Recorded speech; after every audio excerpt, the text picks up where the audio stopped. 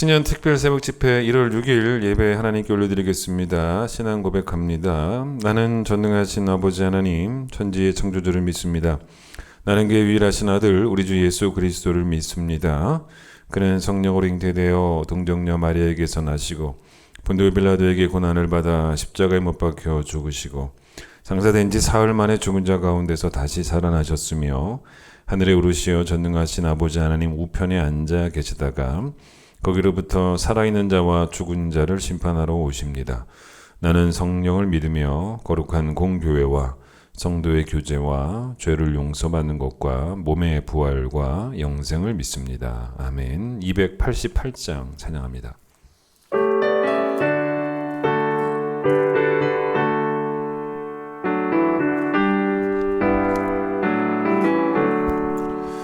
예수를 나의 구주 삼고 성령과 피로써 거듭나니 이 세상에서 내 영혼이 하늘의 영광 누리도다. 이것이 나의 간증이요 이것이 나의 찬송일세. 나 사는 동안 끊임없이 구주를 찬송하리로다. 온전히 주께 맡긴 내 영 사랑의 음성을 듣는 중에 천사들 왕래하는 것과 하늘의 영광 보리로다. 이것이 나의 간증이요 이것이 나의 찬송일세. 나 사는 동안 끊임없이 구주를 찬송하리로다. 주 안에 기쁨 누림으로 마음의 풍랑이 잠잠하니 세상과 나는 간 곳 없고 구속한 주만 보이도다. 이것이 나의 간증이요 이것이 나의 찬송일세. 나 사는 동안 끊임없이 구주를 찬송하리로다.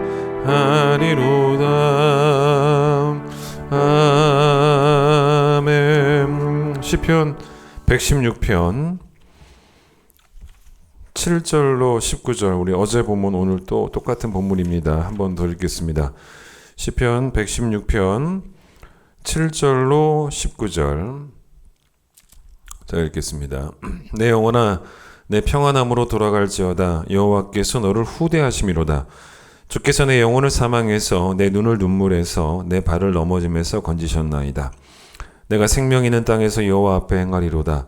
내가 크게 고통을 당하였다고 말할 때에도 나는 믿었도다. 내가 놀라서 이르기를 모든 사람이 거짓말쟁이라 하였도다. 내게 주신 모든 은혜를 내가 여호와께 무엇으로 보답할까? 내가 구원의 잔을 들고 여호와의 이름을 부르며 여호와의 모든 백성 앞에서 나는 나의 서원을 여호와께 갚으리로다. 그의 경건한 자들의 죽음은 여호와께서 보시기에 귀중한 것이로다. 여호와여 나는 지실로 주의 종이요 주의 여종의 아들 곧 주의 종이라. 주께서 나의 결박을 푸셨나이다. 내가 주께 감사제를 드리고 여호와의 이름을 부르리이다. 내가 여호와께 서원한 것을 그의 모든 백성이 보는 앞에서 내가 지키리로다. 예루살렘아 내 한가운데에서 곧 여호와의 성전 뜰에서 지키리로다. 할렐루야. 찬양합니다.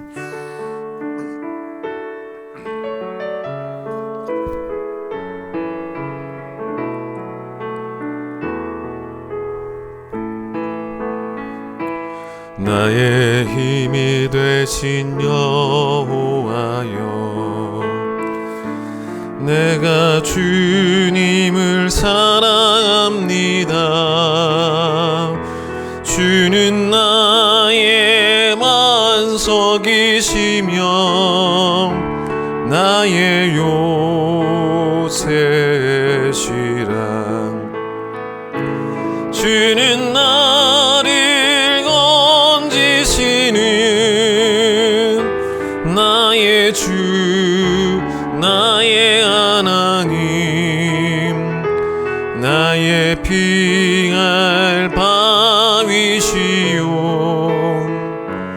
나의 방패시라.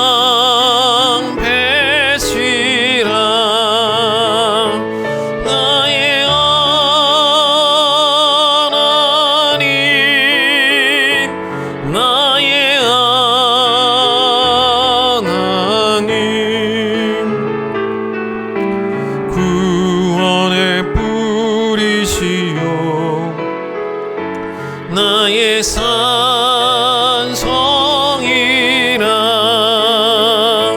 나의 하나님, 나의 하나님, 그는 나의 여호와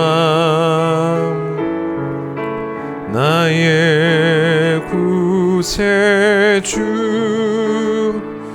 자, 우리 어제 봤던 시편 116편, 시편 기자가 감사를 하는데 그 감사가 어떤 과정을 통해서 이루어졌는지 그 순서가 있었죠. 다시 한번 확인해 볼까요? 7절 보세요. 하나님의 후대하심에, 선대하심에 대한 흔들림이 없는 확신을 먼저 가지게 됩니다.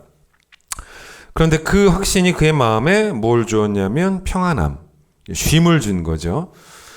그러니 이제 마음이 평안하니, 그렇다면 이제 내가 이제는 어떻게 하면 그 은혜에 감사할 수 있을까를 생각해 볼 수 있는 그런 마음이 생기는 거예요. 그게 고민하게 되는 거죠. 그게 바로 12절이죠. 고민을 했단 말이에요. 근데 고민만 한 게 아니라 고민의 정답을 찾아내고 그 정답을 실천으로 옮깁니다. 그 고민에 대한 정답이 13절 어제 한 말씀이고, 오늘은 이제 14절을 할 거예요. 근데 13절에서의 이 감사하는 방법이, 고민의 결과, 고민의 정답이 이제 뭐였냐는 것입니다. 하나님께 예배를 정성껏 드리는 것, 제의적인 예배라 그랬죠. 그 모든 예배의 절차를 하나님께 다 허투루 하지 않고, 뭐 말씀을 듣는 태도도 예배니까 찬양하는 것, 뭐 우리 사도신경 외우고 주기도문 외우는 것, 뭐 헌금하는 것, 그 모든 예배를 다 꼼꼼하고 철저하게, 또 어제 말씀드린 것처럼 또 예배 시간을 우선적으로 정해놓고 예배를 드리는 뭐 그런 모든 태도 다 제가 어제 말씀드린 것입니다. 근데 이제 이 시편 기자의 그 하나님에 대한 흔들림 없는 확신이 나타나는 곳이 또 한 군데 있어요. 10절 보세요. 10절에 뭐라 그러냐면, 내가 크게 고통을 당하였다고 말할 때에도, 이렇게 말하지 않습니까? 그러니까 무슨 말이냐면, 내가 내 인생에 참 고통이 많구나 라는 그런 생각이 들고, 또 그런 것들을 내가 고백할 수 있잖아. 나 참 고통이 많네. 그렇게 말을 할 때에도 그 다음 뭐라 그래요? 나는 믿었도다. 멋지잖아요. 그게 무슨 말입니까? 하나님을 향한 믿음이 흔들린 적이 없다는 거예요. 그때도 나는 늘 하나님에 대해서 분명하게 믿었다는 것입니다. 그러니까 이 사람은 진짜 하나님의 후대하심에 대한 흔들림이 없는 확신을 갖고 있는 거예요. 자, 그래서 12절의 감사의 방법이 이제 깊어진 예배, 어제 설교 제목이죠. 깊어진 예배로 하나님께 감사하겠다가 어제 설교 제목이었고 주제였다면, 자, 이번에 오늘 이제 두 번째는 뭐냐? 바로 14절의 방법으로 감사하겠다는 거예요. 그 방법이 뭐냐면, 여호와의 모든 백성 앞에서 나는 나의 서원을 여호와께 갚겠다, 이렇게 말합니다. 똑같은 말씀이 18절에 나와요. 보세요. 내가 여호와께 서원한 것을 그의 모든 백성이 보는 앞에서 내가 지키리로다.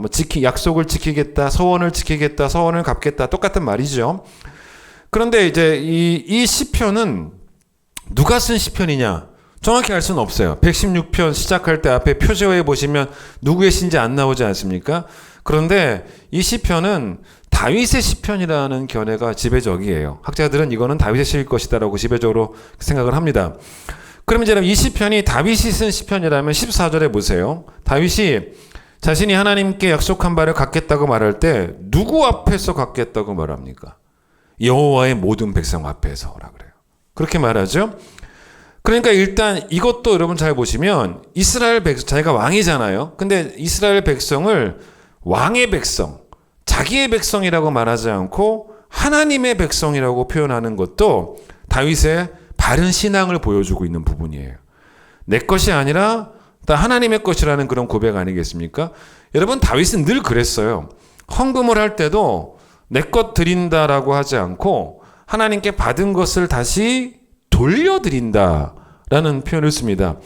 그러니까 이제 물질을, 재물을 하나님이 주신 것이라고 고백할 때 주셔서 내가 받았잖아요.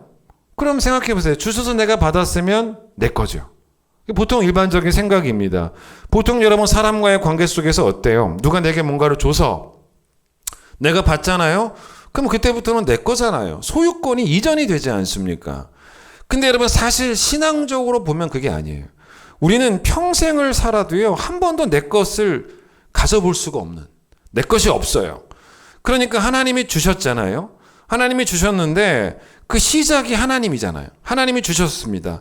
그러면 다 하나님의 것이라는 거예요. 하나님이 주시면 다 하나님의 것이라는 거예요. 그러니까 내가 스스로 얻을 수 없으니까 모든 게 내 것인 줄 아는 모든 게 다 하나님 것이라는 이제 그런 고백인 거죠. 그러니 여러분 이 다윗이 그렇게 헌금을 할 때도 그런 고백을 했는데 마찬가지예요. 이스라엘 백성도 내 것이 아니에요. 하나님이 창조하신 하나님의 것이라고 고백을 한 것입니다. 그러니까 소유권에 대해서 바울의 표현대로 한다면 마땅히 생각할 그 이상의 생각을 품지 않는 것입니다. 자, 또 하나 뭐냐면 그 약속을 하나님의 백성 앞에서 내가 갚겠다, 지키겠다라는 말은 이게 또 어떤 이 사람의 신앙 고백이 들어있는 거냐면 사람에게 보이려고 쇼하는 건 아니죠. 사람에게 칭찬받으려고 사람 앞에서 약속을 지킨다는 말이 아니잖아요. 그거는 헛된 야망이고 그거는 죄죠. 죄성이죠. 그게 아니고 자기는 영적인 리더잖아. 나라의 뭐 왕이기 전에 또 영적인 리더로서 사람들에게 본이 되고 싶은 아주 좋은 선한 동기예요. 여러분 그건 되게 좋은 거잖아요. 칭찬을 받으려는 동기는 선한 동기가 아니에요. 그러나 본이 되고 싶어하는 동기는 선한 동기예요. 그 동기가 있었던 거예요. 그래서 백성들 앞에서 약속을 지키겠다라고 말을 한 것이고, 여러분 또 이렇게 생각해 볼 수도 있습니다. 다윗이 하나님 앞에서 어떤 약속한 바를, 이제 서원한 바를 이제 지키겠다고 말할 때, 그가 약속하고 서원할 때 다른 사람들이 뭐 주변에서 그 약속과 서원을 들었을 수 있잖아. 볼 수도 있고 그 약속하는 걸 보고 들었을 수 있지 않습니까? 증인처럼 마치. 그러니까 결국 그런 증인들이 있다라는 걸 생각한다면 다윗은 그런 거죠. 증인들 앞에서 시시한 사람 되고 싶지는 않은 거예요. 아빠가 집에서 온 식구들 앞에서 내가 너희들을, 자녀들을 위해서 내가 뭘 하겠다라고 약속을 했는데 그 약속 안 지키면 안 되는 것처럼 이제 그런 의미로 자기가 한 약속들 증인들 앞에서 시시한 사람 되지 않겠다. 뭐 그런 결단도 있는 것 같아요. 19절을 보세요. 또 하나. 사실 성경을 이렇게 읽다 보면 곳곳에 그 성경을 쓴 사람들의 신앙이 이렇게 숨겨져 있어요. 그 중에 하나가 또 19절입니다. 다시 한번 보세요. 19절. 예루살렘아, 너의 한가운데에서 곧 여호와의 성전 뜰에서 이 약속을 내가 지키겠다. 이렇게 말을 합니다. 자, 예루살렘아 라고 말합니다. 근데 예루살렘아, 내가 너의 한가운데서. 자, 예루살렘의 한가운데가 어디라 그럽니까? 예루살렘의 한가운데가 어디라고 말하냐면 여호와의 성전 뜰이라는 거예요. 그래서 그 성전 뜰에서 서서, 그 성전 뜰에 서서 하나님께 했던 약속을 지키겠다는 것입니다. 이게 여러분 무슨 말이냐면 사실 이 예루살렘이라고 하는 그 동네, 그거를 여러분 지리적 측면으로 보게 되면 예루살렘이라고 하는 곳에 그 예루살렘 성전은 예루살렘의 정중앙에 있지를 않아요. 위치적으로 그렇지 않습니다. 근데 여러분 이거는 지리적인 묘사가 아니잖아요. 다윗의 신앙 고백이에요. 자, 이게 무슨 말이냐? 우리가 어제 1절, 2절 말씀을 우리가 봤죠. 하나님이 귀가 안 들려서 멀리 계시면 안 들려서 그 얘기를 들으시려고 우리에게 이렇게 귀를 기울이시는 그런 하나님이 아니죠.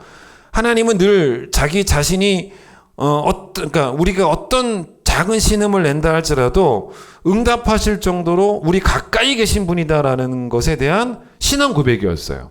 마찬가지예요. 지금 이 19절의 이야기는 뭐냐면 다윗의 신앙 고백이 뭔지 아십니까? 여기 뭐가 들어있냐면 자신의 삶의 중심은 늘 성전이라는 거예요. 그걸 담아내고 있는 것입니다. 대한민국의 지리적인 중심이 어디입니까? 뭐 그게 중요한 게 아니에요. 이런 파주에 정중앙에 있는 지리적으로 정중앙에 있는 건물이 어떤 건물이에요? 그거 중요하지 않습니다. 그 얘기가 아니에요. 파주라고 하는 이 정중앙에 우리 큰 기쁨교회가 위치하고 있는 것도 아닙니다. 그러나 여러분에게 교회는 그렇게 심령의 정중앙에 있어야 된다는 거예요. 늘 교회는 그렇게 심령 가운데 있는 여러분의 중요함 가운데 1번이 되어야 된다는 거예요.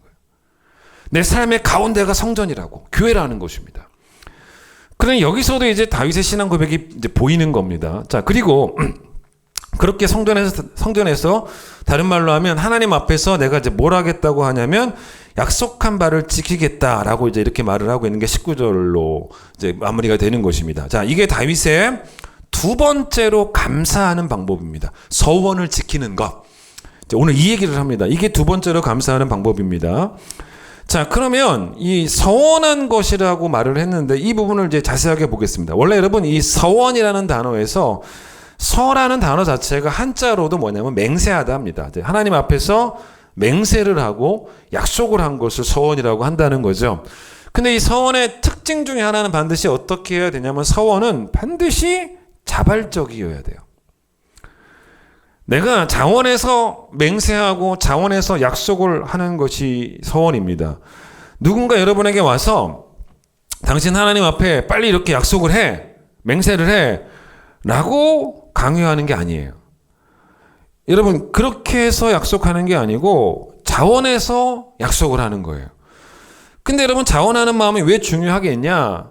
사실 자원하지 않고 누군가의 강요에 의해서 여러분이 만약에 약속을 하게 된다면 분명한 게 뭐냐면 그 약속을 갚는, 그 약속을 지키는 힘이 부족해요.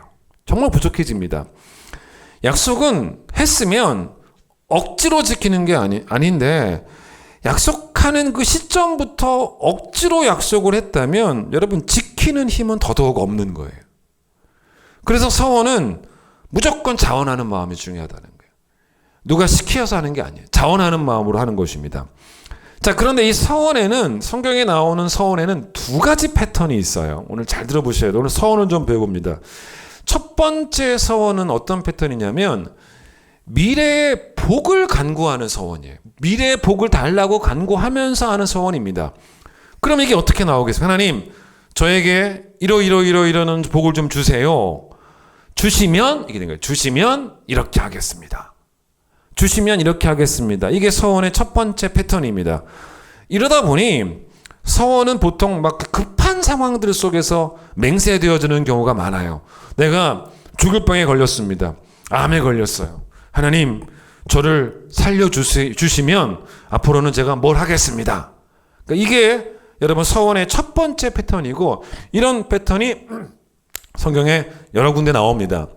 자, 이 패턴의 첫 번째 처음 사례가 어디 나오냐면 창세기 28장에 나옵니다. 창세기 28장에 제일 처음 서원이라는 단어가 나옵니다. 그 서원을 누가 했냐면 야곱이 합니다. 야곱이 아버지의 형을 피해서 막 도망가지 않습니까? 그러다가 이제 하나님을 들에서 만나죠. 광야에서 만나요. 그 들판에서 만납니다.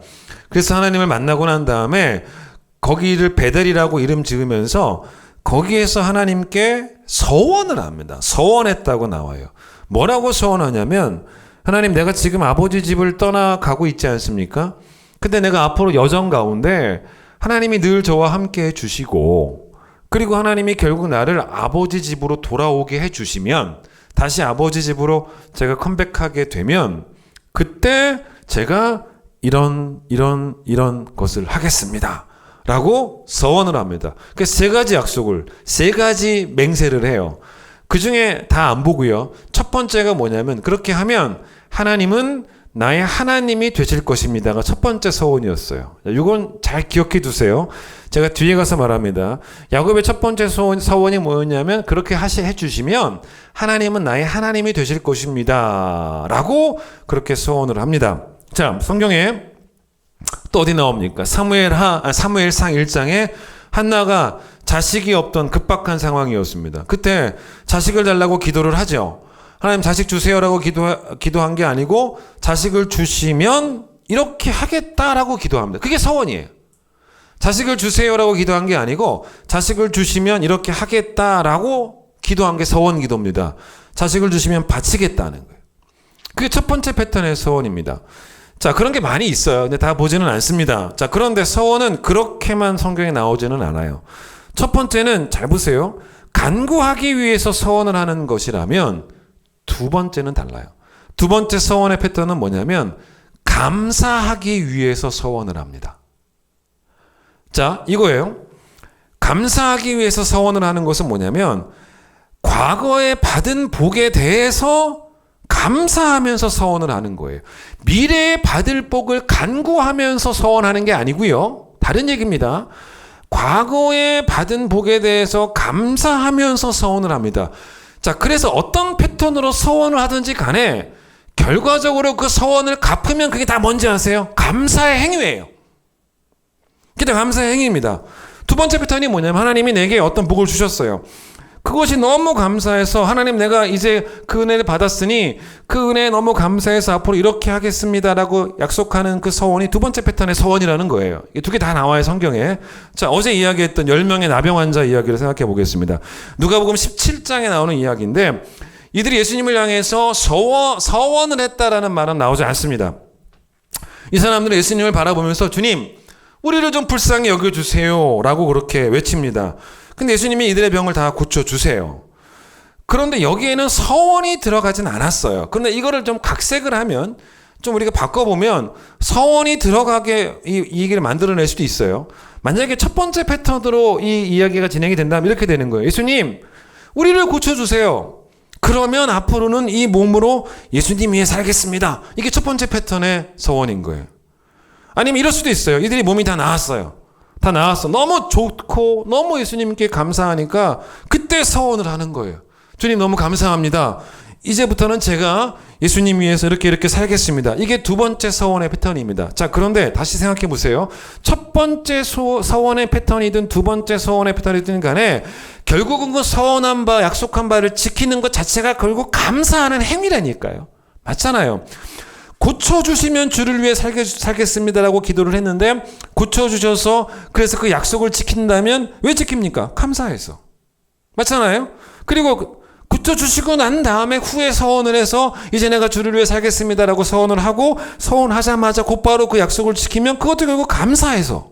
이게 오늘 본문이에요.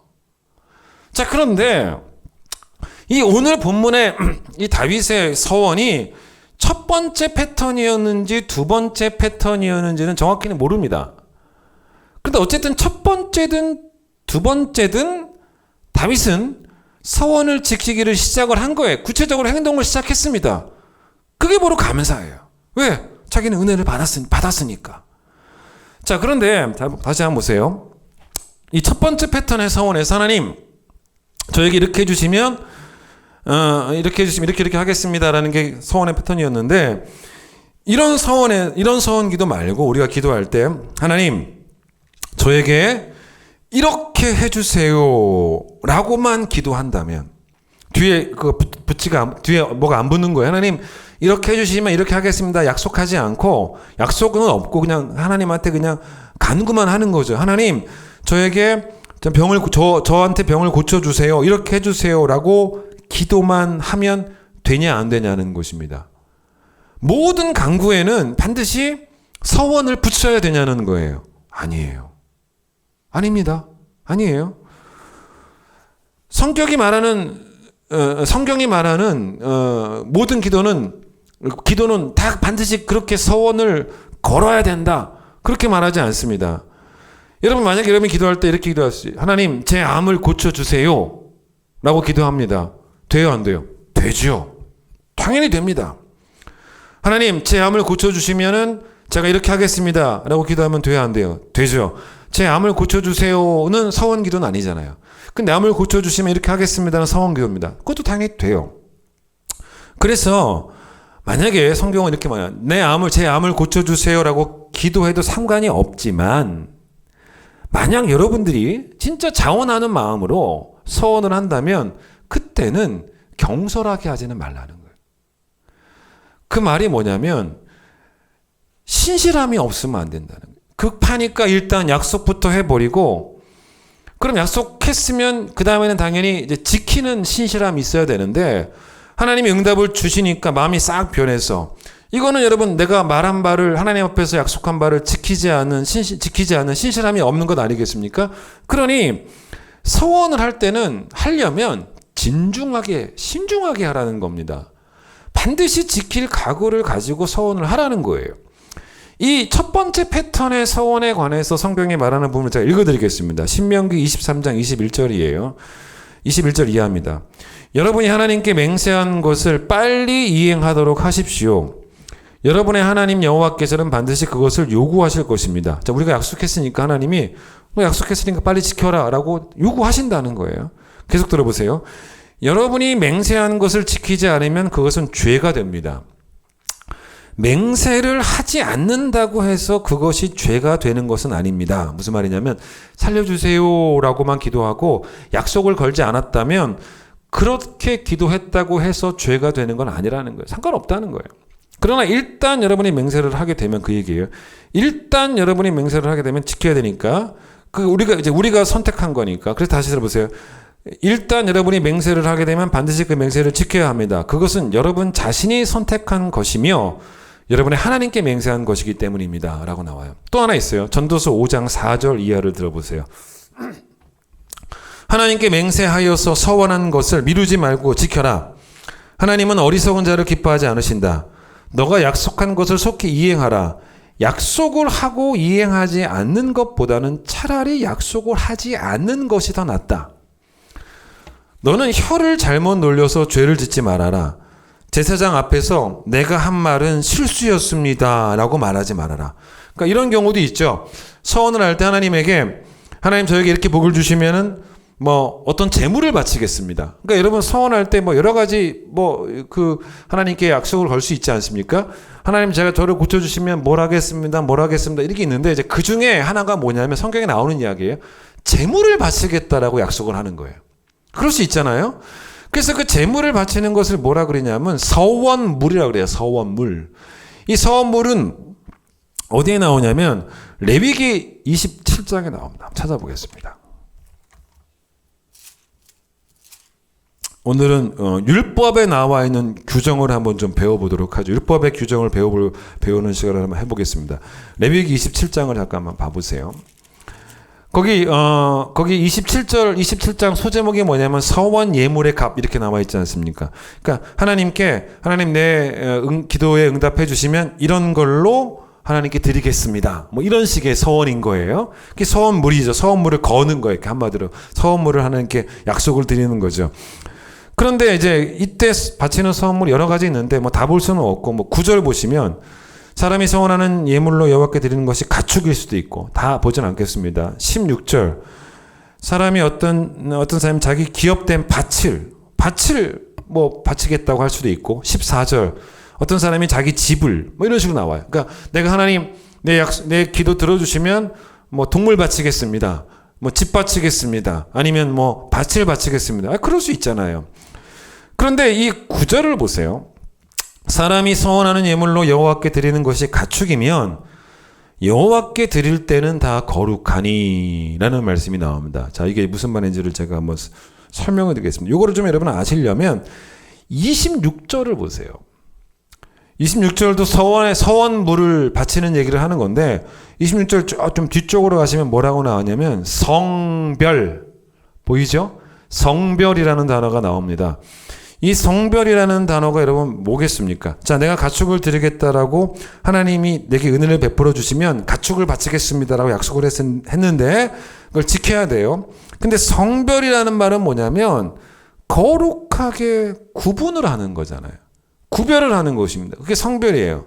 자, 내가 짐승이든 집이든 밭이든 하나님께 바치겠다라고 하는 것은 구분해 놓은 거예요. 내가 안 쓰기로. 내가 안 쓰고 요거를 서원물로 사용하겠노라고 하나님께 드리겠노라고 그것도 자원하는 마음으로 구분을 한 거예요. 그러니 성별이에요. 성별. 성별이니까 그거를 드리면 이건 다 거룩한 게 되는 거예요. 그래서 여러분 9절 끝에 보세요. 여호와께 드릴 때는 다 뭐다? 거룩하다. 성별했으니까. 그 말이에요. 자, 그런데 10절 보세요. 어떤 가축을 성별한 거예요. 응답해 주시면 드리겠다라고 약속을 한 거죠. 근데 그 응답을 받고 난 다음에 그 다음 보세요. 그것을 변경하여 우열간 바꾸지 못할 것이요. 이 말이 뭔지 아세요? 이거 설명드릴게요. 이런 거예요. 원래 어떤 사람이 하나님 이렇게 복 주시면 소를 바치겠습니다 라고 했어요. 근데 응답을 받았어요. 응답을. 이야, 너무 좋죠? 그런데 또 사람의 마음이 그렇잖아요. 마음이 바뀌는 거예요. 아, 괜히 그때 소라고 얘기했다. 좀 싼 거 얘기할 걸. 그래서 이제 자기 마음을 좀 바꿔서 양으로 드린 거예요. 그러니까 우열. 그러면 우열이 뭡니까? 우가 소고, 소자 아닙니다, 여러분. 우가 소고, 열이 양이잖아요. 그러니까 자기는 더 나은 것을 드리는 게, 우한 걸 드리는 게 아니고, 그냥 갑자기 아까운 마음이 들어서 열한 것, 바꿔치기 한 거죠. 여러분, 이건 뭡니까? 서원 지킨 게 아니잖아요. 우열을 바꿔버렸으면은. 그러면 여러분 이게 왜 양을 바쳤겠습니까? 급한 마음에 일단 서원은 해놓고 봤는데 하나님 응답 주시니까 좋긴 좋은데 또 내가 그때 내가 너무 비싼 걸 했구나 이런 아주 말도 안 되는 생각을 하는 거죠. 여러분 그런데 이것만 있는 게 아닙니다. 우열은 어떻게든 바뀌시는지 아십니까? 내가 원래 양을 서원했어요. 그런데 하나님이 응답을 주셨으니까 내가 마음이 바뀐 거예요. 더 나쁘게 바뀐 게 아니라 사실은 더 좋게 바뀐 거예요. 무슨 말입니까? 양을 드리려고 했는데 갑자기 막 내가 너무 좋아서 너무 감사해서 소를 드리고 싶어요. 그래서 여러분 소를 드릴 수 있지 않겠습니까? 얼마든지 제가 보기에는 가능할 것 같아요. 그런데 그러지 말라는 거예요. 율법에 그러지 말라는 것입니다. 근데 여러분 왜요? 더 좋은 걸 드리고자 하는 마음은 나쁜 마음은 아니잖아요, 사실은. 그런데 그게 나쁜 마음은 아닌데 그게 문제가 된다는 건 아니고 그거보다 서원에서 중요한 부분이 있다는 겁니다. 서원에서 중요한 부분은 약속한 것에 얼마나 신실했는가. 이 포인트가 있는 거예요. 그러니까 여러분 내가 약속한 것에 얼마나 성실했는가, 신실했는가 그것이 뭔지 아세요? 아름다운 감사예요.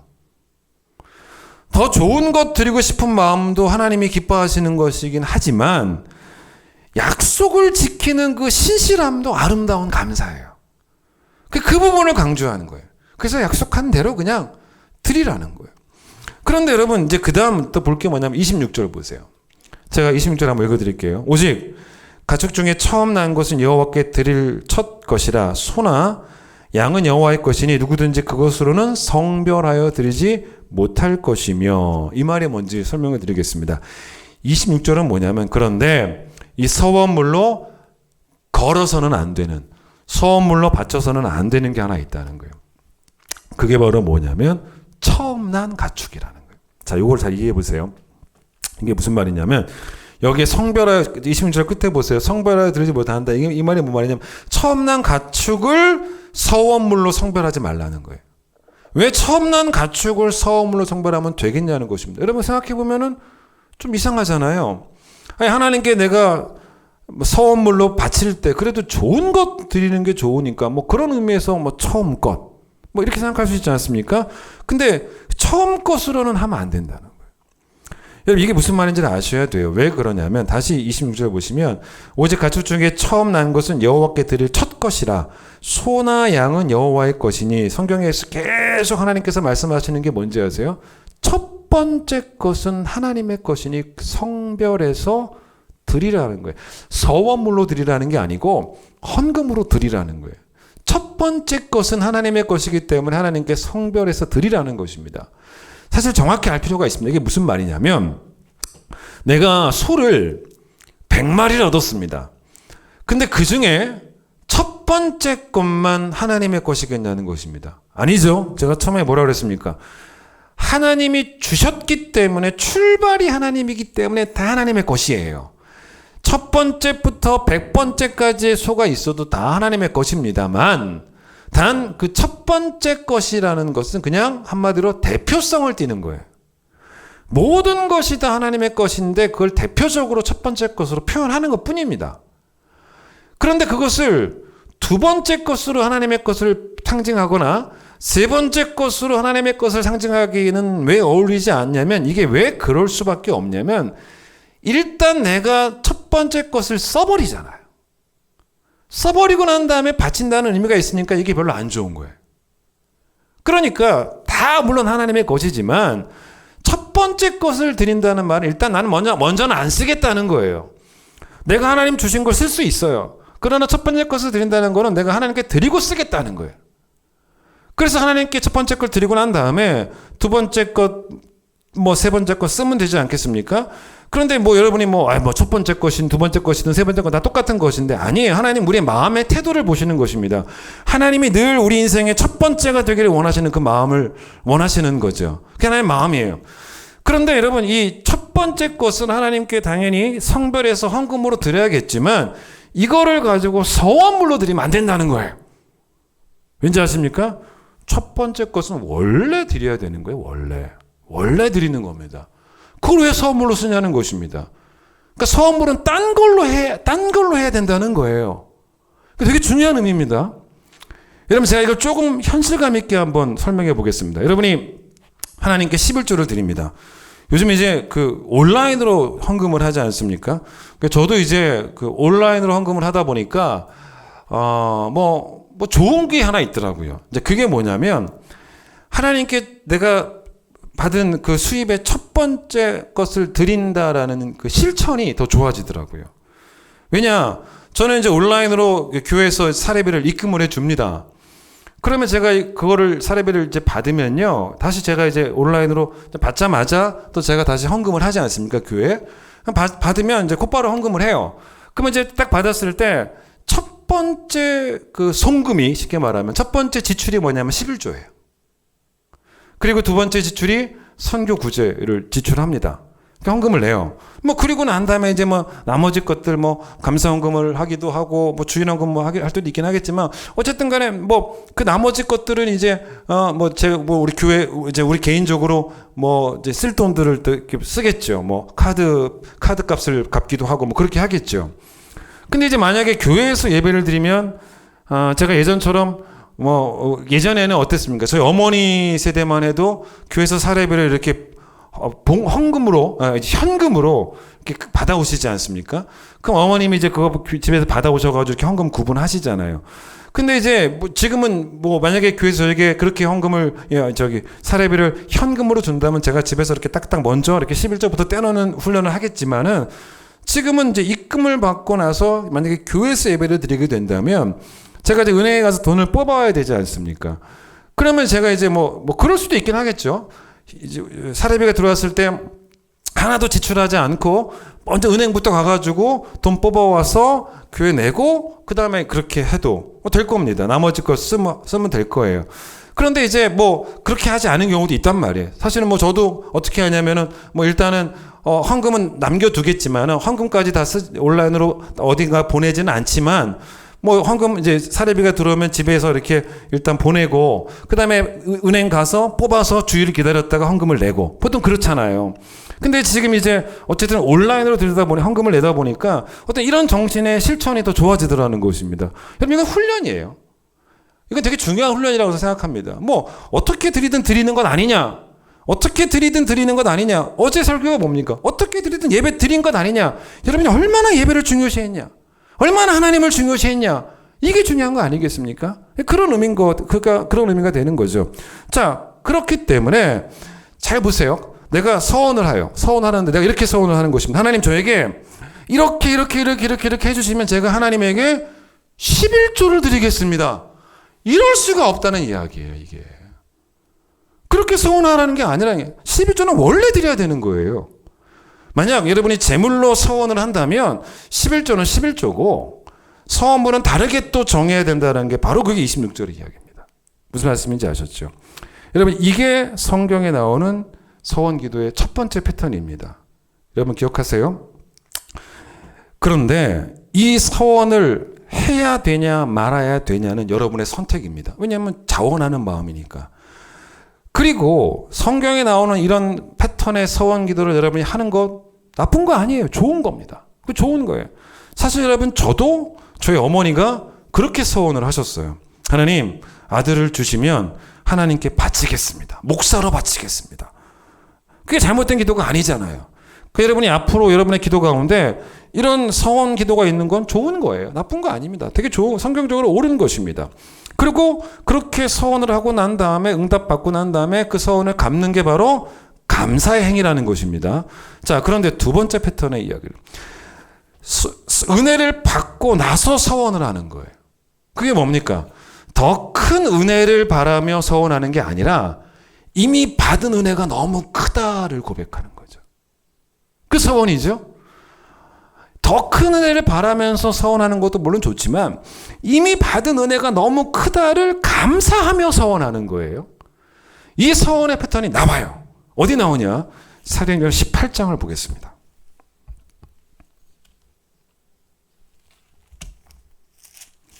사도행전 18장을 한번 찾아보세요.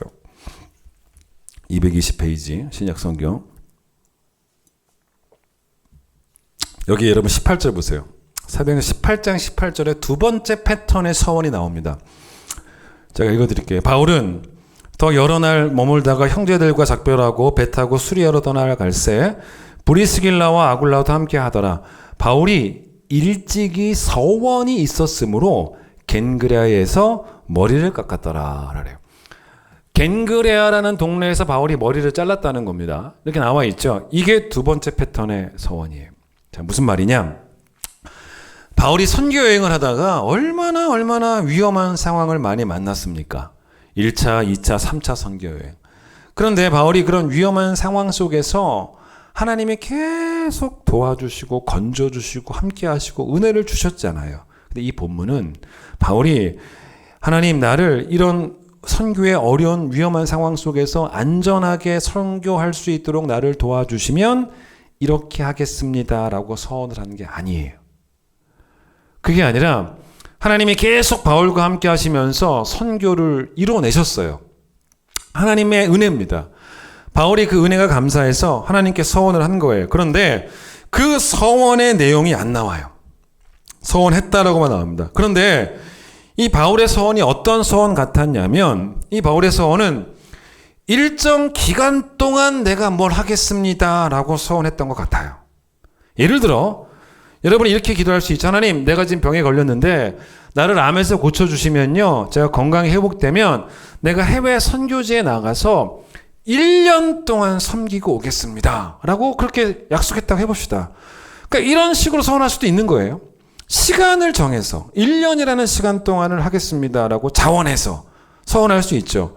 그러니까 바울이 그렇게 한 것 같아요. 바울이 어떻게 했냐면 하나님 이렇게 복을 주시면이 아니고 하나님 저에게 그동안 선교 기간 동안 복을 주셨으니 제가 지금부터 언제까지 어느 기간 동안 하나님께 어떤 것을 하겠습니다라고 서원을 했던 것 같아요. 그 기간이 정확히 얼마인지 몰라요. 성경에 안 나왔으니까 또 뭘 서원했는지는 알 수는 없습니다. 그런데 겐그레아에 와서 머리를 깎았다라는 의미가 있어요. 바울이 일찍이 서원이 있었기 때문에 겐그레아에서 머리를 깎았다는 것입니다.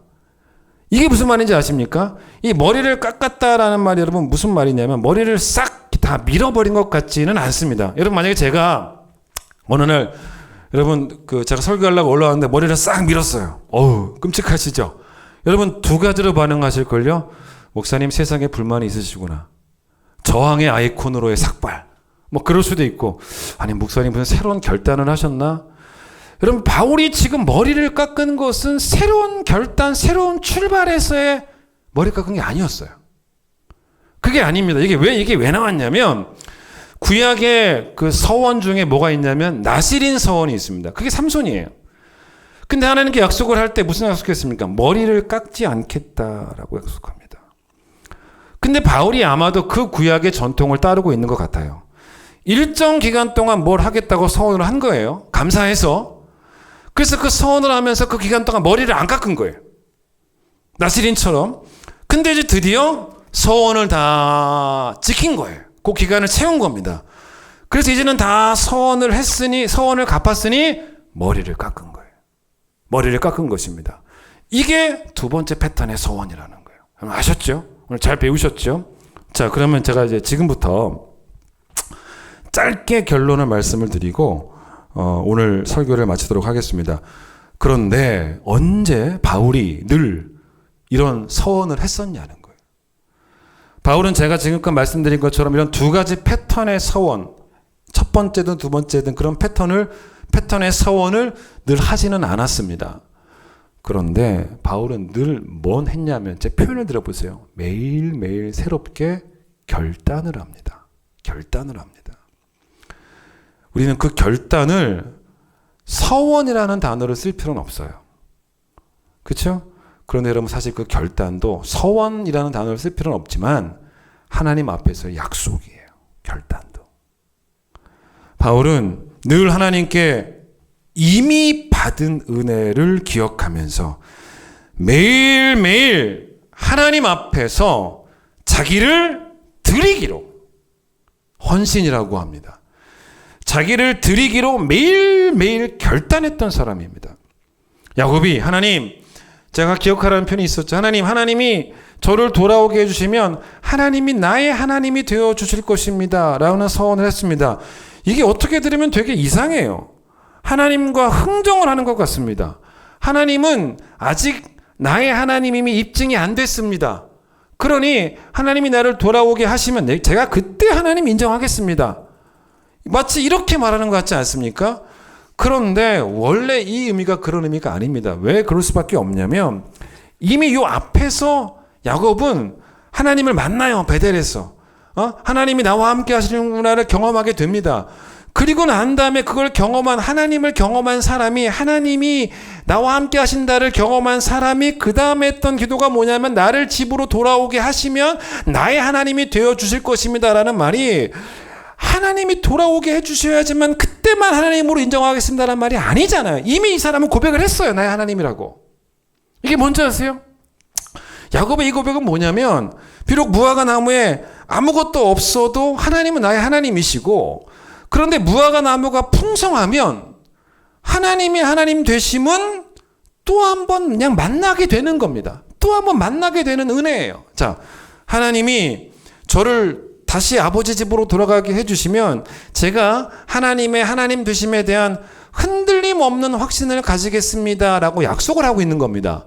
이 약속은 뭐냐면, 지금 확신이 없어서 하는 약속이 아닙니다. 내가 지금 하나님을 확신하고 있지만, 하나님의 후대하심, 하나님의 선대하심을 확신하고 있지만, 내가 앞으로도 계속 잘 확신하겠습니다 라는 약속이에요. 아셨죠? 여러분, 바울이 하나님을 나의 하나님이라고 늘 고백했습니다. 그런데 바울의 이 고백은 이미 받은 구원의 은혜, 이미 받은 십자가의 은혜만으로도 평생 놓칠 수 없는 신앙 고백이었습니다. 그 은혜만 생각해도 바울에게는 하나님은 나의 하나님이에요. 십자가의 은혜만 생각해도 하나님은 나의 하나님입니다. 더 많은 복을 주시든 아니든 그의 신앙 고백은 흔들림이 없었습니다. 그 십자가의 은혜만으로도 바울의 헌신은 어느 정도까지였냐면, 사도행전 20장 24절, 생명조차 귀한 것으로 여기지 않는 더 헌신할 수 없을 정도까지 헌신이었다는 거예요.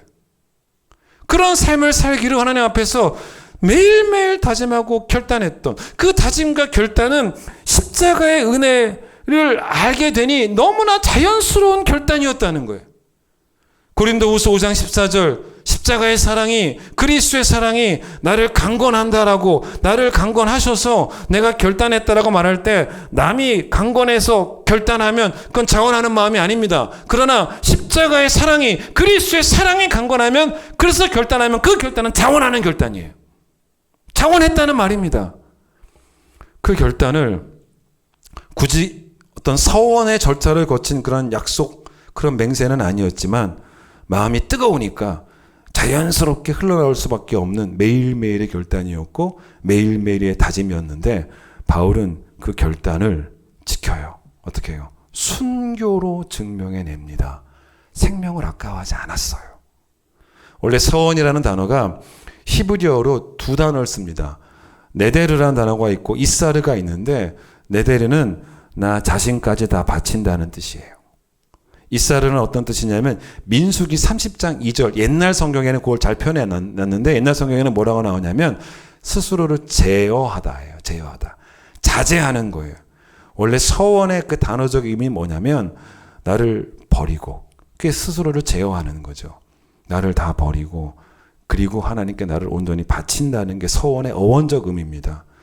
하나님의 후대하심 중에 최고의 후대하심은 아들 예수 그리스도를 우리에게 주신 십자가의 후대하심이에요. 이미 은혜를 받았다면 여러분, 우리 모두 자원하는 마음으로 내 생명까지도 하나님께 바칠 수 있는 헌신의 삶, 그게 바로 감사예요. 어느 정도 그동안 헌신하셨습니까? 물어보세요. 그 어느 정도, 여러분 하고 있었던 그 헌신의 그 정도를 뛰어넘으셔야 돼요. 그 정도가 생명까지 바치는 헌신이 아니었다면 더 헌신하셔야 돼요. 그 헌신이 더 깊어지면 더 감사하게 되는 거예요. 그래서 오늘 설교의 제목이 뭐냐면, 어제는 더 깊어진 예배로 더 깊어진 감사를 이었다면 오늘 설교의 제목은 나의 하나님께 더 깊어진 헌신으로 더 깊어진 감사를, 이렇게 되는 거예요. 찬양하겠습니다.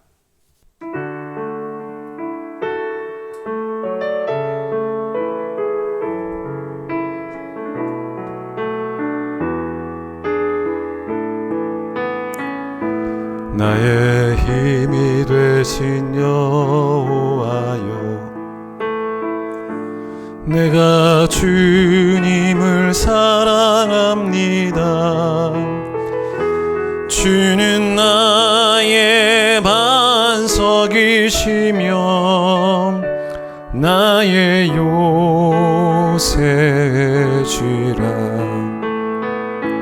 주는 나를 건지시는 나의 주, 나의 하나님,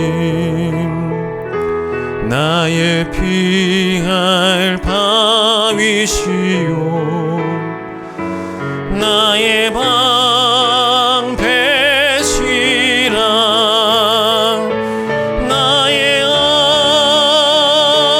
하나님, 나의 하나님, 구원의 뿌리시오, 나의 산성이라.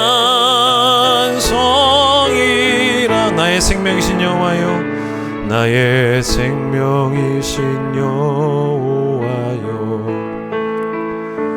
내가 주님을 찬양합니다. 주는 나의 사랑이시며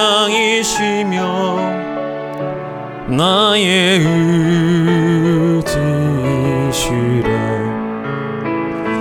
주는 나를 이끄시어 주의 길 인도하시며 나의 평생의 목자 되시니 내가 따름이라. 나의 하나님, 나의 하나님, 생명의 면류관으로, 생명의 면류관으로 내게 씌우소서.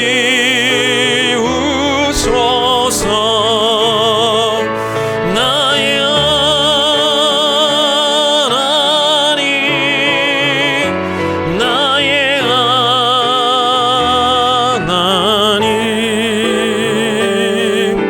그는 나의 여호와, 나의 하나님, 나의 하나님, 그는 나의 여호와, 나의 구세주, 나의 하나님, 나의 하나님,